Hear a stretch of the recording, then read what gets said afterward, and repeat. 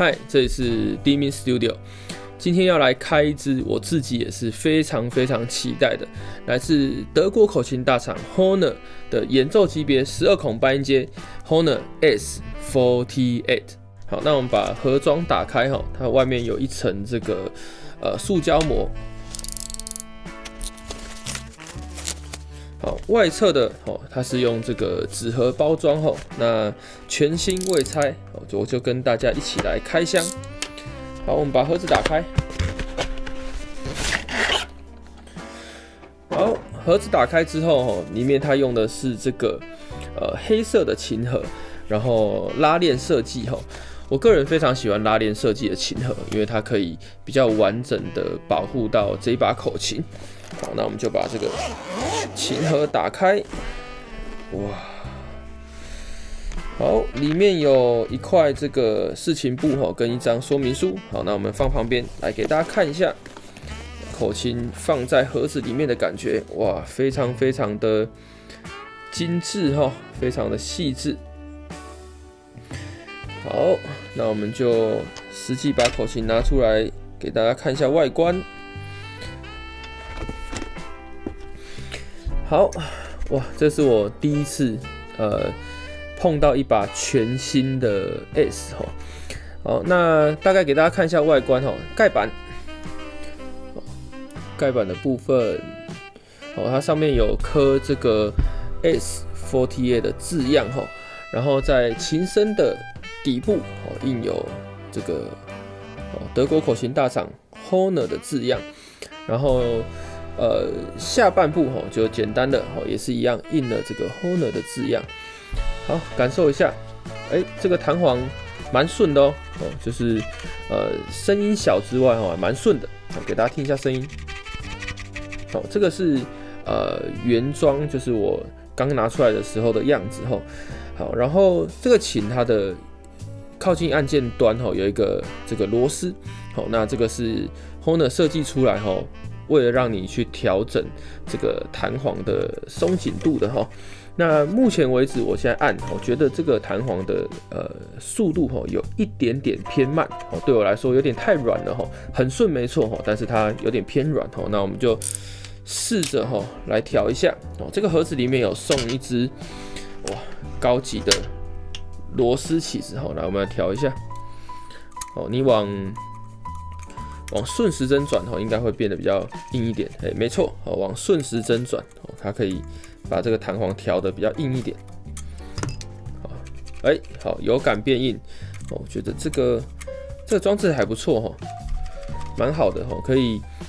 快速的调整到你想要的手感那对于有一些人他吹抒情歌，有一些人吹快速的曲子这个都是帮助非常大的。好，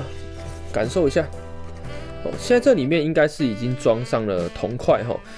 这个 S 这把琴它的很特别的地方就是它有这个升耦合元件那这个在琴身的底部的地方打开给大家看一下它是有装铜块的你应该可以透过画面可以感受得到那我们可以把铜块拿出来也可以换成木头的这个耦合元件它会有不一样的声音表现。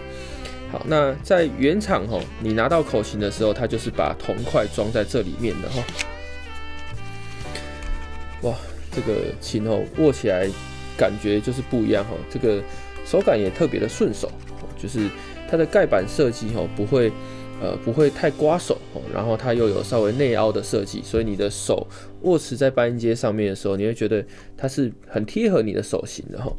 然后盖板也不会过高因为我知道有一些女生的手比较小所以这如果盖板太高的话，它握起来在虎口的地方会比较痛会拿不住的感觉。好，那我们在测试口琴之前我们需要先暖个琴。好，这是我第一次吹这个全新的 S 好，感受一下我们先用这个中等音量大概吹一下。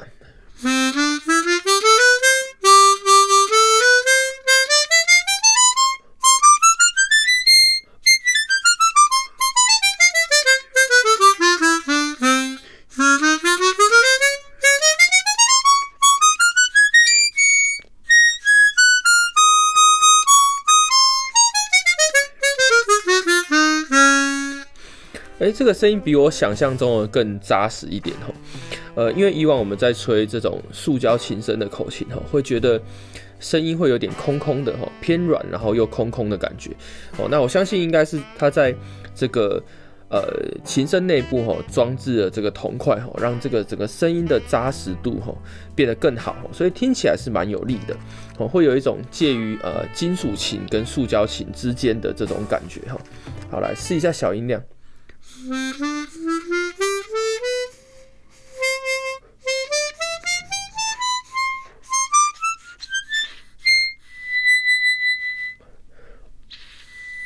最高音的 C 有一点点难吹，好，升兜也是，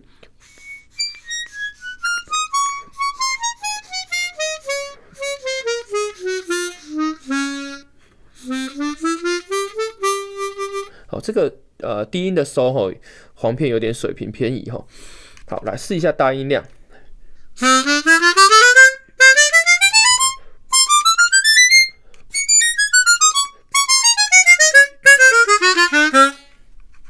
没有闭簧，感觉不错。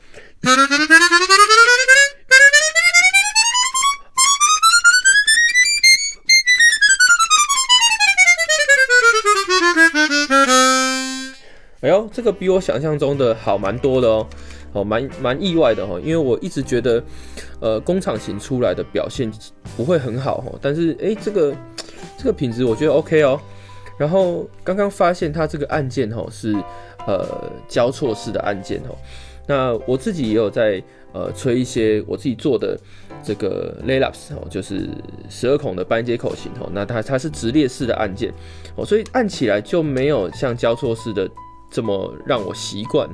因为我从小就是吹16孔的半音阶口琴所以这个交错式的这个按键我觉得很 OK 而且很习惯它比我前一阵子用的这个 CX12 Jazz 版在用起来再更顺手因为它的按键整个按起来就是更顺畅然后这个程序也是我比较习惯的程序。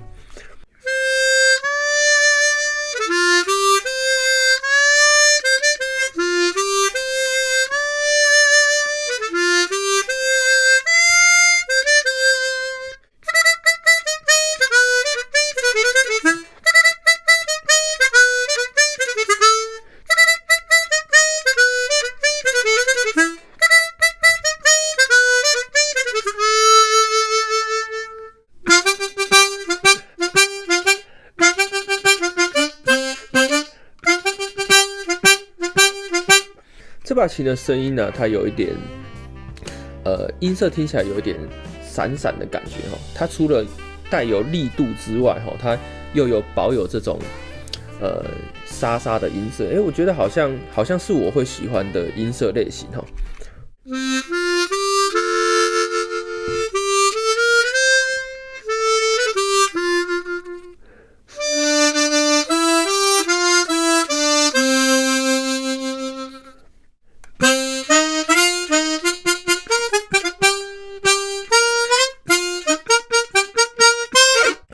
这个12孔的半音阶因为用的不是很习惯然后感觉上它的手感跟我之前用的比较小只的12孔又有点不一样它的左右两边多了一些宽度觉得这个拿起来的感觉好像有一点落差，但是我现在暂时无法告诉大家为什么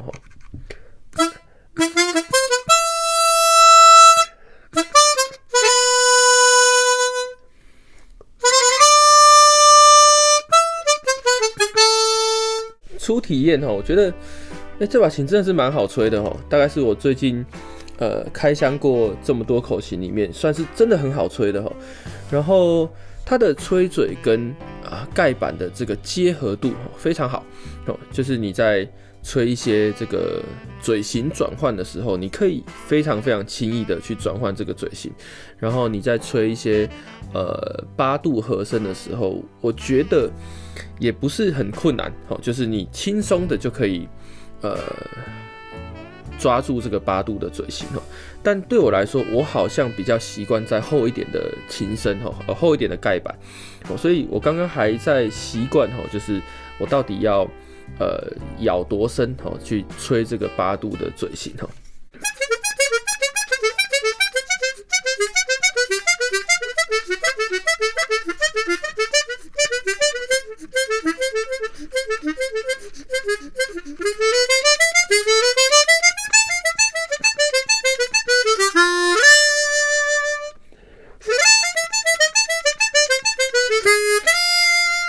好，这个按键我可能再花一点时间去适应它哈，它跟我平常按的手感，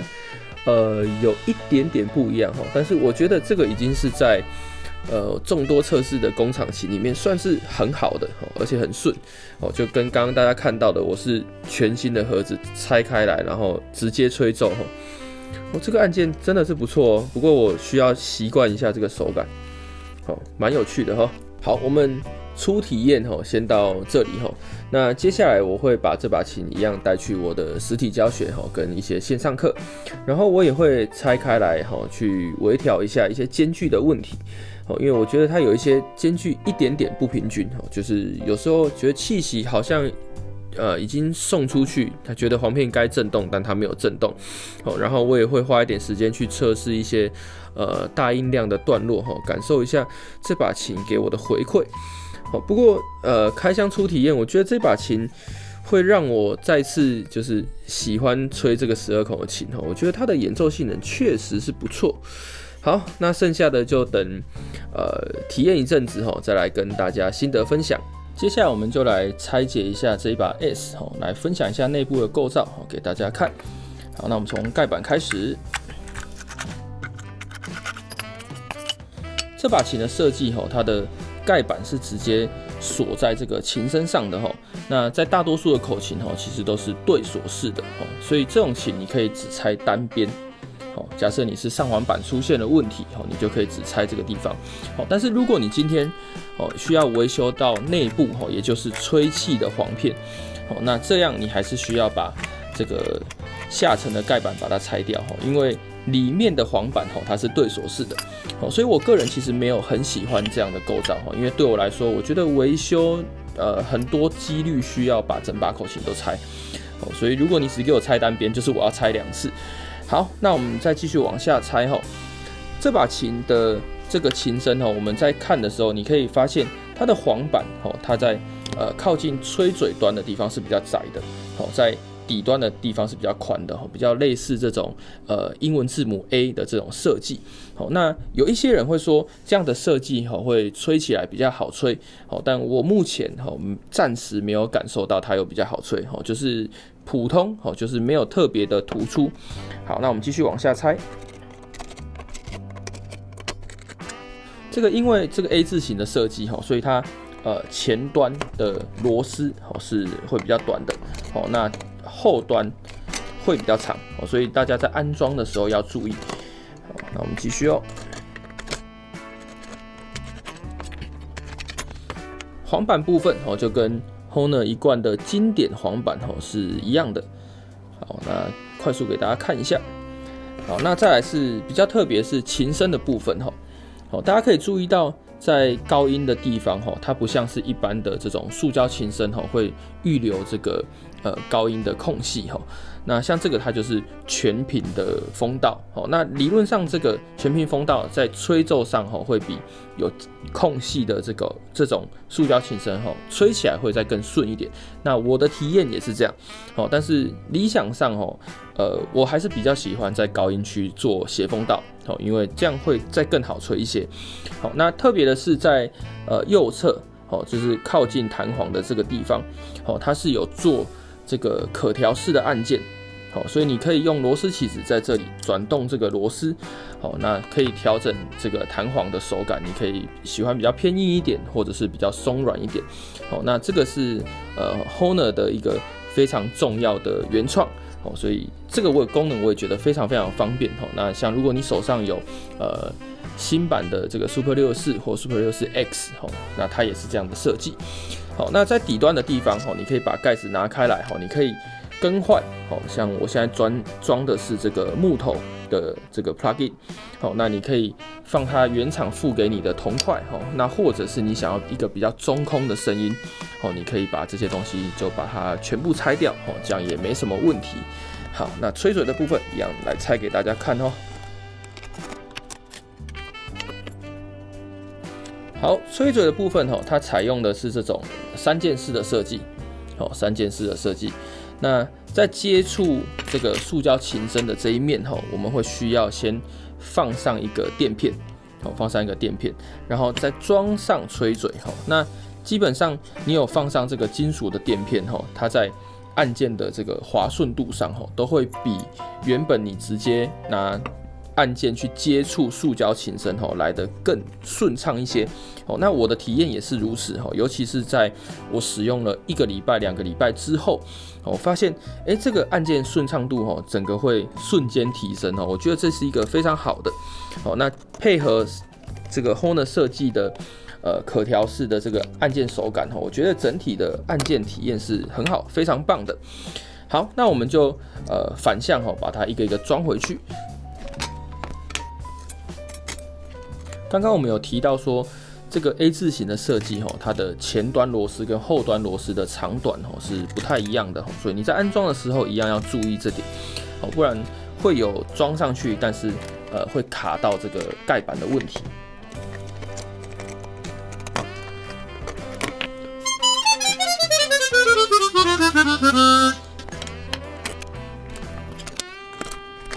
好，我们现在把它装回去了这阵子的使用我微调了2个东西。那第一个就是弹簧的手感，我有去调到我喜欢的这种按键的感觉，以及每次我拆装口琴一定都会做的就是微调这个簧片的间距，去调到我觉得吹起来是舒适的，它可以符合大多数我所演奏的音乐。好，那我一样会继续把它带去我的工作，那之后有什么心得报告再来跟大家分享。这阵子我也把这把 S48 带去我的实体教学以及拍摄线上课程。那前后大概使用了1个月的时间，整理了蛮多的优缺点，可以来跟大家分享。那我们先从缺点开始。这把琴它的气密度不能算是非常顶尖，但是它在水准之上已经比大多数的工厂琴气密度都还要好。但是我来回跟我自己的手工琴 Relapse 来做比较，我会觉得这把琴的气密度还可以再加强。那就我的观察，它在按键以及吹嘴之间的这个缝隙有稍微大了一点，所以我猜测气息可能就在那里漏掉了。所以如果有一天我从原厂拿到了一个比较厚的按键，装上去，我想应该这个气密度的问题是可以改善的。好，那再来这一把琴，它的整体体积比较宽一点，它稍微的左右两边多了一点，然后后半段因为它要装这个升耦合元件，所以它在后半段的地方也稍微凸出来了一点点。所以我们在做一些手部的音色变化的时候，我觉得它在包起来的状况下，并不能包得非常的扎实。如果你跟一些独奏用的口琴，例如 Pole 或者是Silver Concerto 去比较的话，那这把琴，我觉得它在包覆的手感上就比较没有那么确实。所以如果你是很在意手部音色变化的人，那我会建议你去借到一把实体的口琴，去感受一下它会不会对你来说有影响。好，那接下来我们来讲一下这把琴我发现的非常多的优点。一开始我收到这把琴的时候，我就觉得它是一把普通的半音阶口琴，我对它其实没有太多的期待。但是当我使用了一段时间之后，我发现我好像找到一把我愿意长期使用的半音阶口琴。好，第一个最重要的就是这把口琴它的音色是我喜欢的音色。当你一开始买到这把口琴的时候，它在后半段的地方装的是这个铜块，原厂的配置是铜块配置。好，那铜块它会带来一种比较有力道、比较亮一点的声音。好，那当我吹奏一段时间之后，我就会发现，这个音色好像不是我所喜欢的音色，所以我就把它更换成，也是一样，我跟原厂买的这种木头的声偶和元件。那当我把这个琴的后半段换成木头之后，我发现我好像找到一个我对这把琴所期待的那个音色，所以这个装上去之后啊，我就没有拿下来过，一直到我们拍摄影片的今天，我都一直是装着这个木头材质的声偶和元件。那木头材质它会带来另外一种声音表现，它会有一种松散的声音，有点沙沙的这种感觉，所以它在低音的地方它有一点点低频，然后带有一种沙沙的这种感受，然后高音的地方它也不太会像这种装金属铜块的这么的透亮，所以这个对于我来说，我是比较喜欢这种比较慵懒调性的这种音色，我可以觉得它吹得很轻松，然后也不太会有侵略性的感觉，我觉得适合蛮多种曲风的，所以一直到现在我都还装着这个木头的 plug-in。好，那接下来这把琴的簧片灵敏性我觉得不错。如果你有吹过很多各式各样的口琴，有些琴它强调的是操控感受，有些琴强调的是音色，有些琴强调的是簧片的灵敏性。那这把琴我觉得它在簧片的灵敏性以及音色表现上，我觉得它找到一个非常好的这个甜蜜点，就是你在吹的时候，你会觉得它很好操控，那音色也不会偏向于某一种很独特的声音，所以在大多数的状况下，我都觉得它是一个非常可控的范围。那有些琴它簧片太灵敏，或者是它簧片做太薄，你瞬间大音量吹进去的时候，它的音准会跑掉。那这把琴就不会，所以它可以很轻松自在的去反映出我想要吹的样子，或者是讲说我期待中的那种音色。好，那再来这把琴用的是交错式的按键，它在让我16孔以及12孔口琴转换的时候，不会有太多的问题，我几乎没有花太多时间去适应它，就是拿起来就来吹奏它。然后它在右半段的地方有提供了一个螺丝去让你调整这个弹簧的松紧度，所以如果你对于原厂给你的样子不满意的话，你稍微转一下，应该可以找到一个你喜欢的手感。那这个按键在我开箱一直到今天，就这段时间，经过一段时间磨合，这个按键已经是非常非常顺畅了，可以给大家听一下声音。它很快，然后它又很安静，所以这个按键对于我来说，我也是非常非常满意的。好，那再来是吹嘴以及盖板的结合处非常的顺。基本上你在做8度啊、5度啊这种嘴型变换的时候，你不会感受到它有太多的不适。那甚至有许多工厂琴，它在盖板跟吹嘴之间的这条缝隙会漏气的问题，这把琴也没有，它已经帮你完美的解决了这件事情，所以你不用太担心用气的问题，或者是嘴型转换的问题，我觉得这个是非常非常好的。好，那再来是这把琴，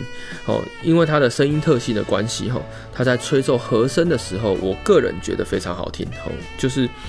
你会觉得这个声音带给你是很舒服的，就是很轻松就可以吹出和声，然后这个声音听起来又是很舒服的，所以我蛮愿意就是带着这把琴到处去的。好，那以上就是这一把琴这阵子的体验心得，然后那接下来我想应该也会继续带这把琴去各种场合，或许我接下来也会考虑拿这把琴去录音，也说不定。因为我一直觉得找到一把操作上，然后簧片灵敏，然后音色又是喜欢的琴，其实是有点可遇不可求，所以这把琴大概是我这阵子开了这些口琴以来非常非常意外收获的一把12孔白音阶口琴。那我一样会继续去体验它去感受一下。那如果接下来还有什么样的心得或者是使用感受再来拍成影片继续跟大家分享。好，那这也是 D-Min Studio， 我是大明，我们下支影片见喽，拜拜。